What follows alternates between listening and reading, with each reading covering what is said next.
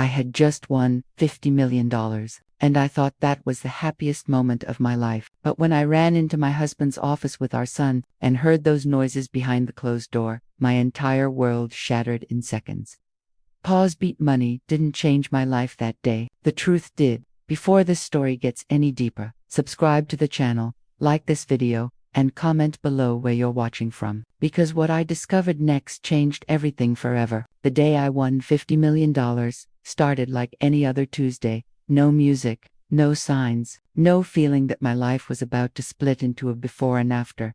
I was standing in line at the convenience store, my son tugging at my sleeve, asking if he could get a chocolate bar. I told him maybe later, not knowing that in just a few minutes, money would never be something I'd have to say maybe to again. The cashier scanned my tickets slowly, yawning like he'd done this 1,000 times before. Then he stopped. He looked down again, then up at me, then back down. Ma'am, he said, his voice suddenly tight. Where did you get this ticket? My stomach dropped. For a split second, I thought something was wrong. I bought it here, I said, instinctively pulling my son closer. The cashier swallowed. His hands were shaken. Ma'am, he repeated, louder this time, you need to sit down. The store felt like it tilted. Other customers turned to stare as he called the manager. The manager ran numbers twice, then 3 times. Someone locked the door. Someone handed me water I didn't remember asking for. And then the words came. You've won the jackpot. $50 million. I didn't scream. I didn't cry. I laughed. A strange, broken laugh that didn't sound like it belonged to me. My son looked up at me confused. Mommy, why are you laughing? I knelt down, grabbed his face, and kissed his cheeks again and again. We're going to be okay, I whispered. We're finally going to be okay. Because for years, okay had been a stretch. My husband, Daniel, worked long hours at his firm. He was always busy, always under pressure, always promising that things would get better once the next promotion came through. I believed him. I supported him. I raised our son mostly alone while he stayed late, traveled for meetings, and came home smelling like expensive cologne he swore was just from the office. But now I could finally surprise him.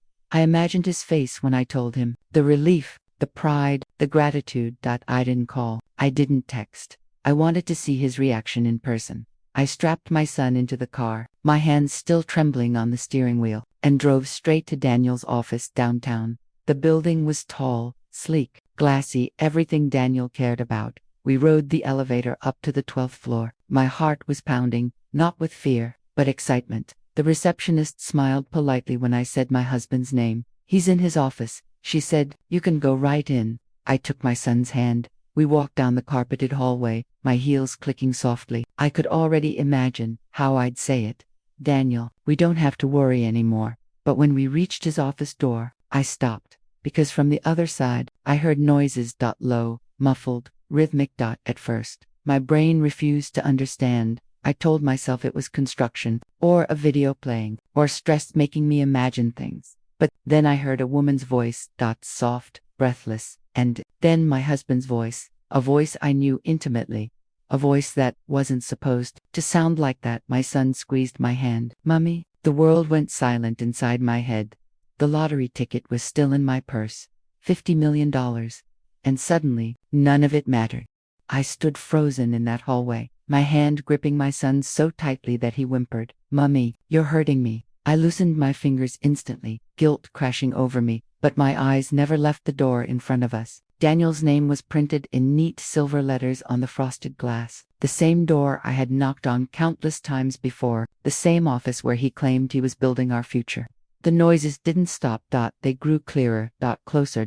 A sharp inhale, a soft laugh, the unmistakable sound of a desk creaking under weight. My heart slammed against my ribs so hard it felt like it might break through my chest. I pressed my free hand against my mouth, terrified that I might scream, terrified that I might collapse. This couldn't be happening.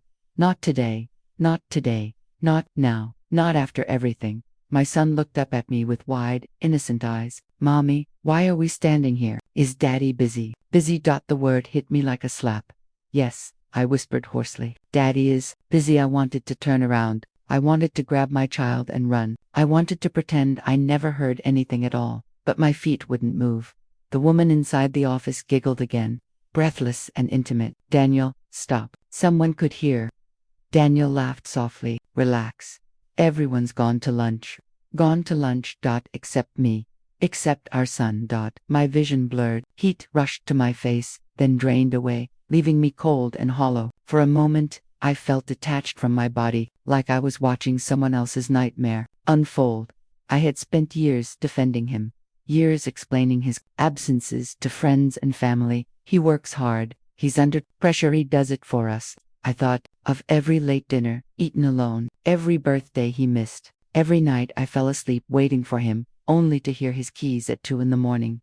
And now I knew why. Mommy, my son whispered again. Why is Dottie laughing like that? I crouched down instantly, forcing a smile that felt like it was tearing my face apart. Sweetheart, I need you to stand right here, okay? He nodded, trusting me without question. That trust nearly broke me. I stood back up and stared at the door. My hand shook as I reached for the handle. I don't know what I expected, an apology, a miracle, some explanation that would make this make sense, but something inside me hardened. If I was about to lose the life I thought I had, I was going to face it head on. I pushed the door open. The sound stopped instantly. The room was bright, sunlight pouring in through the floor-to-ceiling windows. Papers were scattered across the desk. Daniel's jacket was thrown over a chair. And there he was, my husband, disheveled, flushed, standing far too close to a woman who was very much not me. She was young, beautiful, polished, the kind of woman who looked like she belonged in that office, confident, expensive, completely unashamed. Daniel turned toward me, his face draining of color so fast it was almost impressive. What are you doing here? He stammered. For a moment, none of us moved. The woman's eyes flicked from me to my son standing in the doorway, and then back to Daniel. Oh, she said softly. You didn't tell me you had company. Company? I laughed. A sharp, broken sound tore out of my chest before I could stop it. I wanted to surprise you, I said. My voice sounded calm, eerily calm, even though my hands were trembling at my sides. Daniel rushed toward me, lowering his voice. This isn't what it looks like, of course. The most predictable lie in the world. I glanced at the woman again. She was adjusting her blouse, completely unfazed. No guilt, no embarrassment, just mild annoyance like I had interrupted a meeting. Who is she? I asked quietly. Daniel hesitated. Too long. She's a colleague, he said. The woman smiled and extended her hand toward me. Samantha. I didn't shake it. Instead, I looked back at Daniel. How long? He opened his mouth, then closed it. That silence told me everything. Weeks, months, years. I felt something inside me snap. Not loudly, not dramatically, but cleanly, like a thread being cut. My son stepped forward, confused. Daddy. Daniel's eyes flicked to him, panic flashing across his face. Hey buddy. I stepped in front of my child instinctively, blocking Daniel's view. You don't get to talk to him right now, I said. Samantha cleared her throat. I think I should go.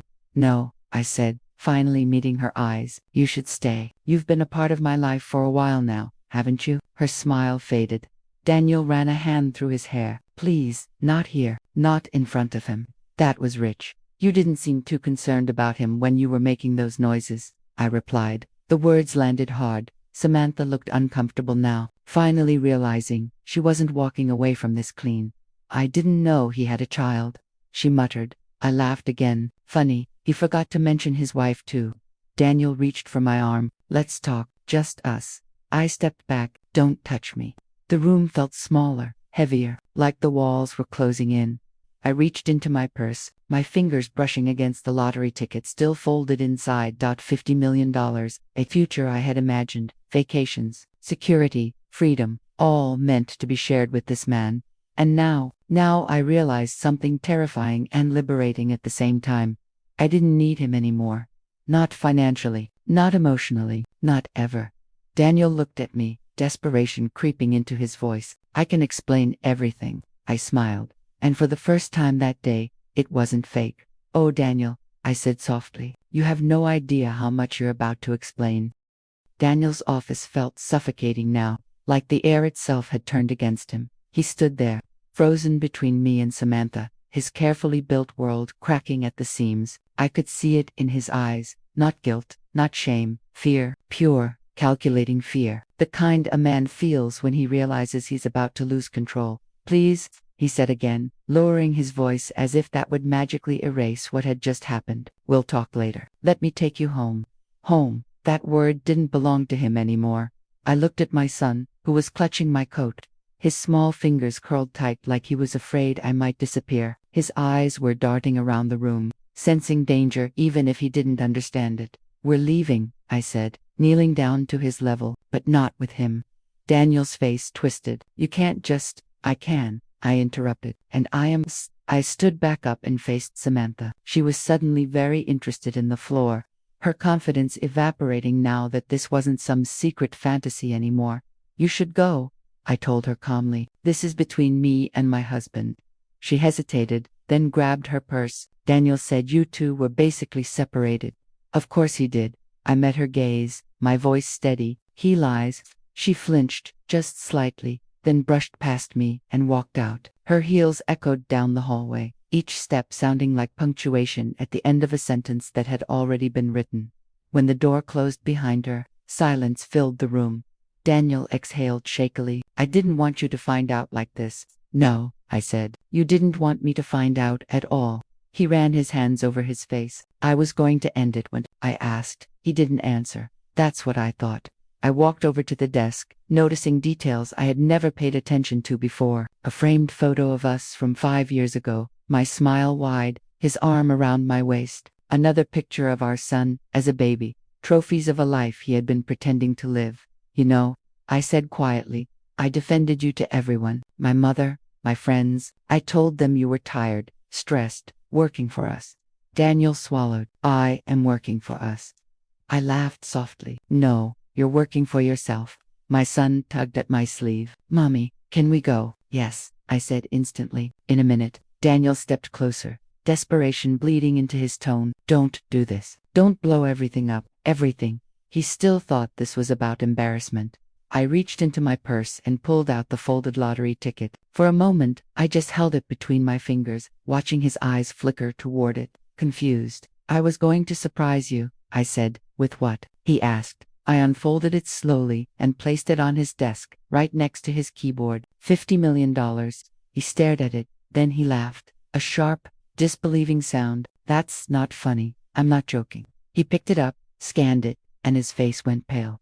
This isn't real, he whispered. It is, I said. I won this morning. For a split second, I saw something flash across his face. Excitement, relief, greed. Then it vanished as he realized what this meant.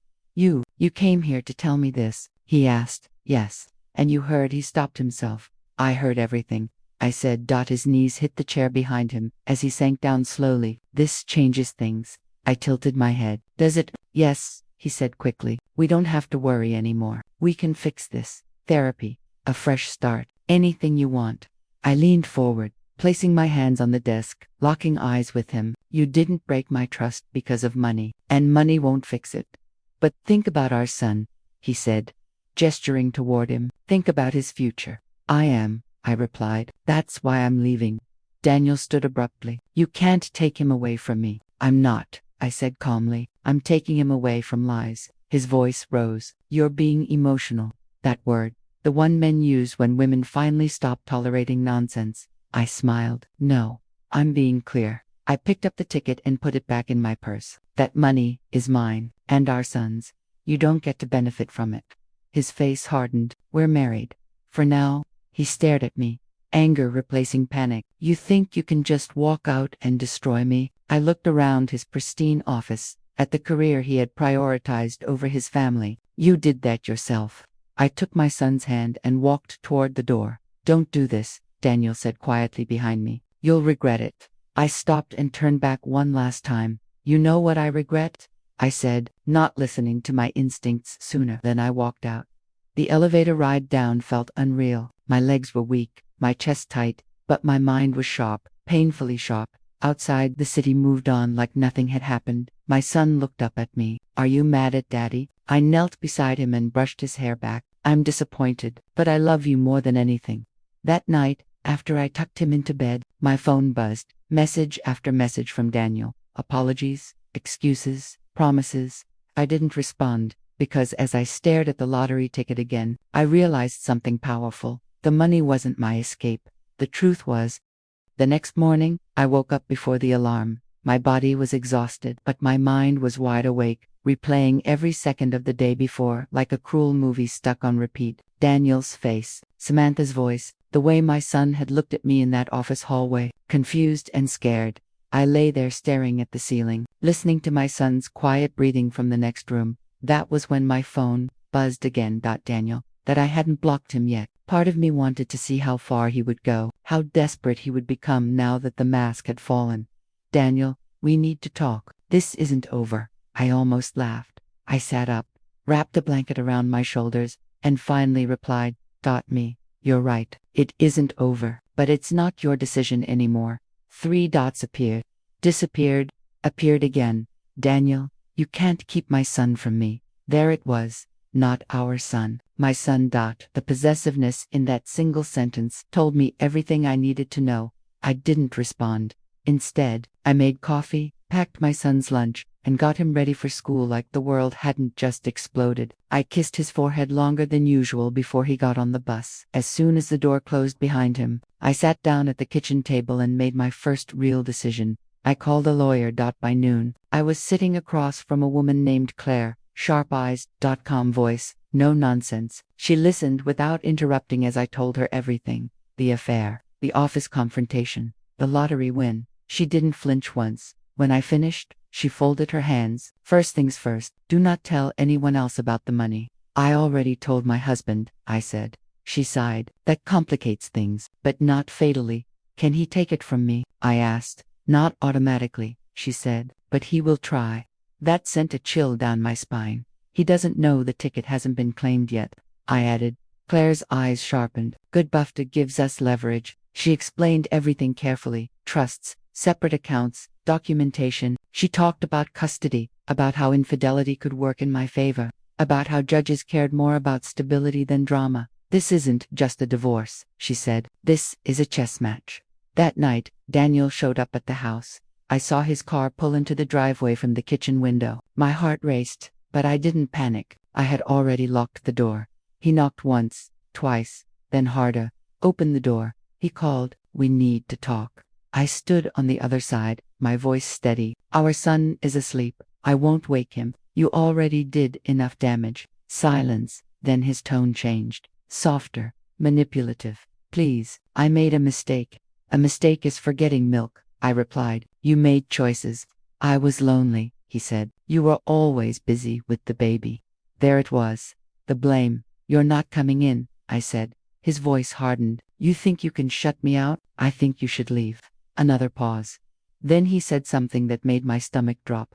You know, legally, that money is marital property. I closed my eyes. So that was his angle. I've spoken to a lawyer, I said.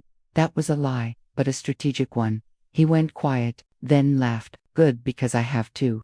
My hands clenched into fists. Then you know, he continued, that dragging this out will be ugly, expensive, and not good for our son.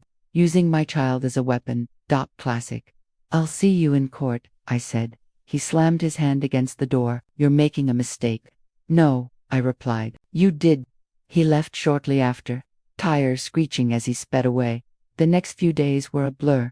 Daniel stopped apologizing and started strategizing. His texts became colder, more calculated. We should settle this privately. Think about what's fair. You don't want this getting public. That word stuck with me, because Daniel's reputation was everything to him. And I realized something important. He wasn't scared of losing me. He was scared of losing control. Then, one afternoon, I received an email from Daniel's lawyer.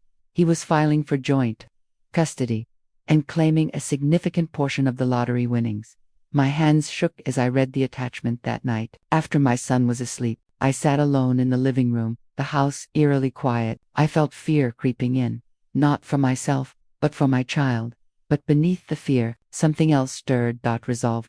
If Daniel thought I was going to roll over and hand him my future, he had badly underestimated me.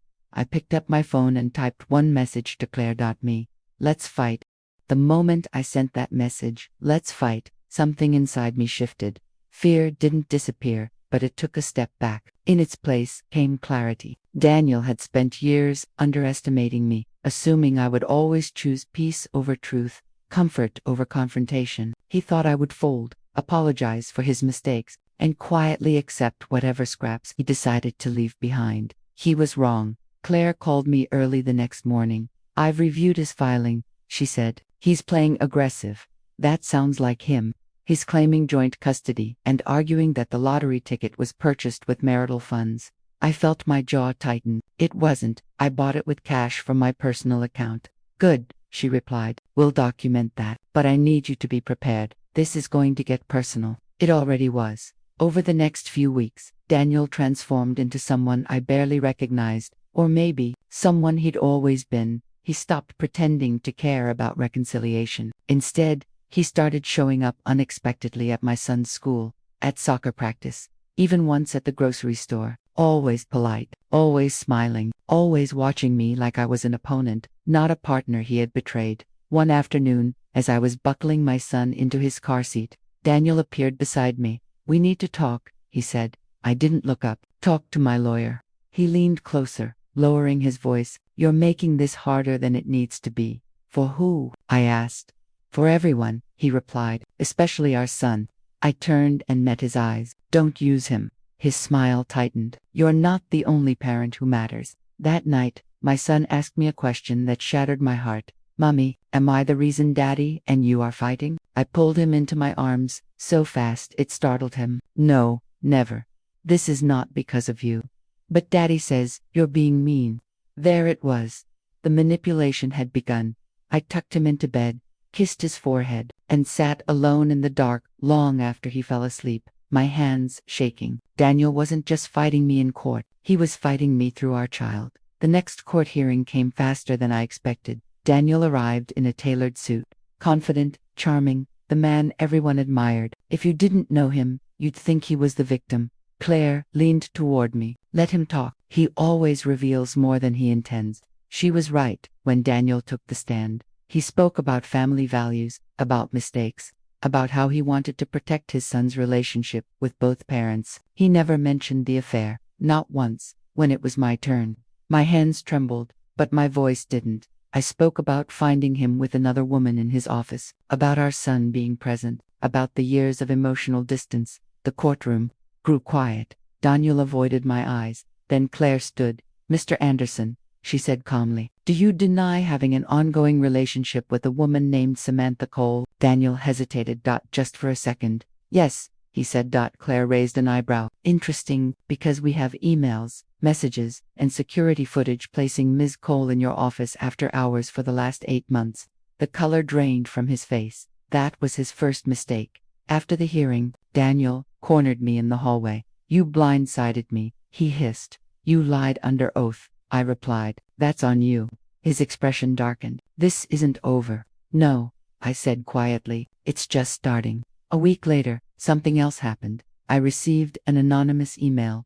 No name, no greeting. Just a single line. "You should know your husband has been hiding more than an affair." Attached were documents. Bank transfers, offshore accounts, large sums of money moved quietly over the past 2 years. Not my heart raced as I forwarded everything to Claire. She called me immediately. "This changes everything," she said. "If this is real, Daniel is in serious trouble."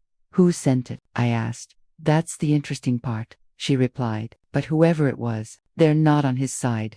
That night, Daniel called me. For the first time in weeks, his voice wasn't confident. "Did you get something?" he asked carefully. I smiled to myself. "Yes," I said, "I did." Silence. "Then, we need to settle." I hung up, because I finally understood something powerful. Daniel wasn't afraid of losing money. He was afraid of exposure, and I was done protecting him. I didn't sleep that night. Every time I closed my eyes, numbers floated behind my eyelids, account balances, dates, transfers, all tangled together with Daniel's voice, calm and confident, insisting he had nothing to hide. The anonymous email sat open on my laptop, its attachment burned into my memory. By morning, Claire confirmed what I already suspected. "It's real," she said. "Every document checks out." My stomach dropped. "How bad is it?" She paused. "Bad enough that if this goes public, it won't just affect the divorce. It could affect his career, his license, possibly criminal charges." I sank into the chair at my kitchen table, gripping my coffee mug with both hands. Then, why hide it from me? Control, Claire said. Men like Daniel don't cheat because they're unhappy. They cheat because they think rules don't apply to them. That afternoon, the sender revealed themselves, a woman named Rachel Moore. I didn't recognize the name, but when she called me, her voice told me everything before she even explained. She sounded tired. "I'm sorry," she said softly. "I should have done this sooner." "Who are you?" I asked. Thought she took a breath. "I was Daniel's executive assistant for 4 years." My chest tightened. "I didn't know about you," she continued quickly. "Not at first, but I knew about the money." She explained how Daniel had instructed her to move funds quietly, how he used company accounts as cover, how she had questioned him once and been told to stay in her lane. "And Samantha?" I asked. Rachel hesitated. "She wasn't the first. Of course she wasn't. I couldn't keep watching him lie," Rachel said, "especially when I heard you were fighting for custody. I have kids too." After the call ended, I sat there in silence, the weight of it all pressing down on me. The man I married wasn't just unfaithful, he was dangerous. Daniel called again that evening. "I want to settle," he said, skipping pleasantries. "Full custody arrangement, fair division, no more games." I laughed, a hollow sound. "You're not in a position to make demands." His voice dropped. "You don't know what you're doing." "I know exactly what I'm doing," I replied. "I'm protecting my son from me." He snapped. "From your lies." He went quiet, then spoke carefully. "If you push this, everyone loses." I thought about Rachel, about Samantha, about my son asking why Daddy said Mommy was mean. "I already lost," I said. "I'm just making sure you don't take anything else from me." Court moved faster after that. Daniel's lawyer suddenly seemed less confident. Motions were withdrawn. Requests softened. The judge ordered a financial audit. Daniel's mask began to slip. He started missing deadlines, showing up late, snapping in the hallway. One afternoon, after a particularly tense hearing, he followed me out to the parking lot. "You think you're winning," he said, his voice shaking, "but you don't understand what you're destroying." I turned slowly. "You destroyed it. I just stopped cleaning up after you." For the first time, I saw fear in his eyes, real fear. Then came the call that changed everything. Claire rang me at midnight. "They found more," she said. "Hidden accounts tied to his firm, and Samantha's name is on one of them." I closed my eyes. So she knew. Yes, and that's not all. She's cooperating. The next morning, Daniel didn't show up to work. By the afternoon, rumors spread through the firm like wildfire. By evening, his name was everywhere, not headlines yet, but whispers. That night, my son slept peacefully for the first time in weeks. I sat beside his bed, brushing his hair back, tears silently rolling down my face. Not because I was sad, because I was finally free. Daniel texted me once more. "Daniel, please, we can still fix this." I stared at the message for a long time, then I deleted it, because the truth had finally caught up to him. And this time, I wasn't standing in front of the door, listening. I was walking away. The silence after Daniel disappeared from work was louder than any argument we had ever had. It crept into everything. The news alerts I ignored, the whispers I overheard at school pickup, the sudden politeness of people who used to look straight through me when I was just the wife. Claire called it the calm before impact. "They're verifying everything," she said. "Once it breaks, it will break fast." She was right. 3 days later, my phone exploded with notifications. Daniel's firm had placed him on administrative leave. By the end of the day, it wasn't just internal anymore. His name appeared online, carefully worded articles at first, full of phrases like alleged misconduct and ongoing investigation. No photos yet, no sensational headlines, but everyone who mattered understood what it meant. Daniel called me in a panic. "They're destroying me," he said, his voice hoarse. "You have to stop this." I felt strangely calm. "I didn't start it. You gave them everything." "No," I replied. "You did, for years." He laughed bitterly. "You think this ends with me? Once they're done, they'll look at you too." "For what?" I asked. "For taking my son," he snapped. I closed my eyes. "You didn't lose him. You pushed him away." The custody hearing came sooner than expected. This time, Daniel didn't look confident. His suit was wrinkled, his eyes were red, the charm was gone. The judge reviewed everything: the affair, the financial misconduct, the emotional instability that followed. Daniel's lawyer spoke less than usual. When he did, it sounded rehearsed. Hollow. Claire squeezed my hand as the judge spoke. Given the circumstances, the judge said, primary physical custody will be awarded to the mother. My breath caught. Daniel stiffened. Supervised visitation will be arranged, the judge continued, until further evaluation. Daniel stood abruptly. This is ridiculous. The gavel came down hard. Sit down, Mr. Anderson. I didn't look at him. I couldn't, because if I did, I might cry, and I refused to give him that. Outside the courtroom, Daniel finally broke. This isn't fair, he said, his voice cracking. You turned everyone against me. I faced him then. No, I said quietly. You showed them who you really are. He reached out like he wanted to grab my arm, then stopped himself when Claire stepped between us. Do not contact my client directly, she said coldly. Daniel laughed again, a hollow, defeated sound. You think you won. I think my son is safe, I replied. That's all that matters. That night, I sat on the floor of my living room while my son played with his toys nearby, blissfully unaware of court orders and scandals. Mommy, he said suddenly, is Daddy mad at me? I swallowed hard. No, sweetheart, Daddy is just learning how to tell the truth. He nodded like that made perfect sense, then went back to his game. Children are like that. They accept reality faster than adults ever do. A week later, Daniel's face finally appeared in the news. This time, there was no careful language. There were headlines. There were questions. There were former colleagues suddenly willing to talk. Rachel testified. So did Samantha. And others. Too many others. Daniel stopped calling. Then one evening, long after the house had gone quiet, there was a knock at the door. I knew it was him before I even looked. He stood on the porch looking smaller somehow, like a man who had spent his whole life wearing armor that no longer fit. I just want to see him, he said softly. You'll see him, I replied, when the court says you can. He nodded, defeated. You really did love me once, didn't you? I hesitated. Yes, I said. That's why this hurts. He looked at me for a long moment, then whispered, I didn't think you'd be strong enough to do this. I met his gaze without flinching. Neither did I. He left without another word. I locked the door, leaned against it, and let out a breath I felt like I'd been holding for years. For the first time since that day in the office hallway, the future didn't feel terrifying. It felt open, and I finally understood something that money alone could never buy. Freedom isn't winning. Freedom is no longer being afraid to lose. The world didn't stop when Daniel's did. That surprised me. I had spent months feeling like everything revolved around court dates, legal documents, and the constant tension of waiting for the next blow.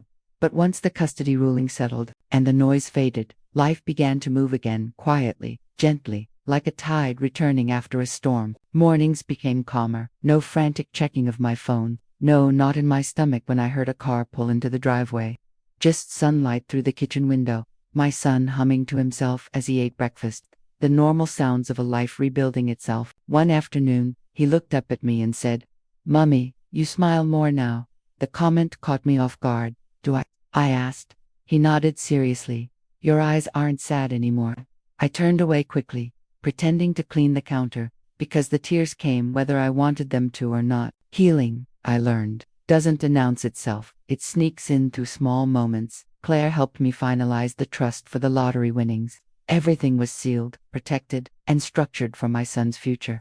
Daniel's name was nowhere near it. When I signed the final documents, my hand didn't shake. You did good, Claire said. Most people break halfway through something like this. I didn't feel strong, I admitted. She smiled. That's because strength doesn't feel like confidence. It feels like survival. With the legal battles quiet for the moment, I finally allowed myself to think about the money, not as a weapon or a shield, but as a tool. I paid off the house. I started a college fund for my son that would follow him no matter what he chose to become. And then, quietly, without telling anyone, I donated a portion to a women's legal aid organization, the same kind of place I wished I had known about years ago, back when I was making excuses for a man who didn't deserve them. I didn't want praise. I wanted balance. Daniel faded from the headlines almost as quickly as he had appeared. Scandal burns bright, then moves on to the next story. His firm severed ties. Former friends stopped returning his calls. But sometimes, late at night, I wondered if he ever sat alone and thought about how close he had come to a different life, not richer, just honest. The supervised visits began slowly, short, carefully monitored. My son came home from the first one, quiet, thoughtful. Daddy cried, he told me. I knelt down and brushed his hair back. That's okay. Grown-ups cry too. Is it my fault? He asked. No, I said firmly. It never was. He nodded, trusting me the way only children can. That trust became my anchor. Weeks turned into months. I went back to school, part-time, something I had postponed for years because Daniel's career always came first. Sitting in a classroom again felt surreal, like reclaiming a version of myself I had buried. One evening, while studying at the kitchen table, I caught my reflection in the window. I looked lighter, not younger, stronger, and then something unexpected happened. I ran into Samantha. It was at a bookstore, of all places. She froze when she saw me, color draining from her face. I didn't know you'd be here, she said awkwardly. I didn't know I'd be here either, I replied. We stood there in silence, surrounded by shelves of stories neither of us had lived. I'm sorry, she said finally. I really am. I studied her for a moment, searching for anger, and finding none. I believe you, I said, but that apology is for you, not me. She nodded, eyes glistening. He lied to me too, I know, and I meant it. I walked away without bitterness, without satisfaction, just done. That night I lay in bed thinking about the moment I had heard those noises outside Daniel's office, the moment my life cracked open. If I could go back, would I stop myself from opening that door? No, because pain had been the key, and freedom was on the other side of it. The final hearing was scheduled on a gray Monday morning, almost anticlimactic in its simplicity. No crowds, no reporters, just paperwork, signatures, and the quiet weight of something ending for good. I sat in the courtroom holding my son's small jacket in my lap, even though he wasn't there. A habit, maybe, or a reminder of why I was doing all this in the first place. Danu arrived late when he walked in. He didn't look like the man I had married or even the man who had stood so confidently in his office months ago. His shoulders were slumped, his hair unkempt, his eyes shadowed with exhaustion. For a brief moment, I felt something dangerously close to pity.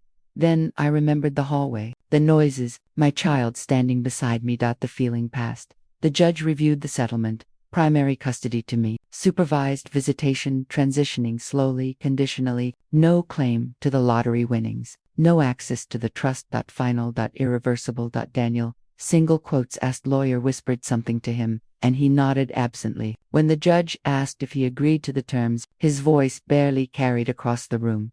Yes, the gavel came down softly. It was over. Outside the courthouse, Daniel approached me one last time. Claire stayed close, but let us speak. I never thought this is how it would end, he said quietly. I did, I replied. I just didn't want to admit it. He looked at the ground. You know, I didn't plan to lose everything. You didn't plan to tell the truth either, I said gently. He nodded, defeated. I loved you, in my own way. That was the problem, I said. Your way wasn't safe. There was a long pause. Then he said something I hadn't expected. If you hadn't won that money, would you have stayed? I thought about it, about the excuses, the patience, the years of swallowing doubt. Maybe, I admitted, and that scares me more than anything. He exhaled sharply, like the truth had finally landed. I hope you're happy, he said. I am, I replied, and I hope one day you understand why. He walked away without looking back. That night, I did something symbolic. I took the lottery ticket, the same one that had started everything, and placed it in a small frame, not to celebrate money, but to remember the moment I chose myself. I hung it in my closet, where I'd see it only when I needed reminding. A reminder that luck didn't save me, courage did. Weeks later, a letter arrived, from Daniel. Not a legal notice, not a demand, just a single page. He wrote about therapy, about losing his job, about learning how much damage silence can do. At the bottom, he wrote, "Tell our son I'm trying to be better." I folded the letter and put it away, because some journeys aren't meant to be shared. On a warm evening, my son and I sat on the porch watching the sky turn orange. "Mommy," he said, swinging his legs, "are we rich?" I smiled. "We're safe." He thought about that, then grinned. "That's better." And he was right. As the sun disappeared, I felt something settle deep inside me. Not victory, not revenge, peace. The first time I walked past Daniel's old office building again, I didn't feel my chest tighten. That surprised me. I had expected anger, or sadness, or at least some ghost of the woman who once stood frozen in that hallway, holding her son's hand while her world collapsed behind a closed door. But all I felt was distance. Not the cold kind, the peaceful kind. Time has a strange way of sanding down sharp edges. The memories don't disappear, they just stop bleeding. Life settled into a new rhythm. School drop-offs, homework at the kitchen table, evenings filled with laughter instead of tension. I took a job I actually loved. Not because we needed the money, but because I wanted my son to grow up watching his mother choose fulfillment over fear. Sometimes, late at night, I'd think about how close I came to staying silent, staying small, staying married to a man who only loved me when I was convenient. And then I'd hear my son laughing in his sleep, and I'd know I made the right choice. One afternoon, while cleaning out old boxes, I found our wedding album. I sat on the floor and flipped through it slowly. There we were, young, hopeful, unaware. I didn't hate those photos. I didn't even regret them, because they proved something important. Had loved fully. And loving fully even when it ends is never a mistake. I closed the album and put it back, not as a memorial, but as a chapter. Daniel faded into a routine presence. Supervised. Visits turned into structured ones. He learned boundaries the hard way. He was quieter now, more careful. He never mentioned the money again. One day, after a visit, my son said, "Daddy says you're brave." I smiled softly. "What do you think?" He shrugged. "I think you're my mom." That was enough. On the anniversary of the lottery win, I did something simple. No party, no celebration. I took my son to the same convenience store.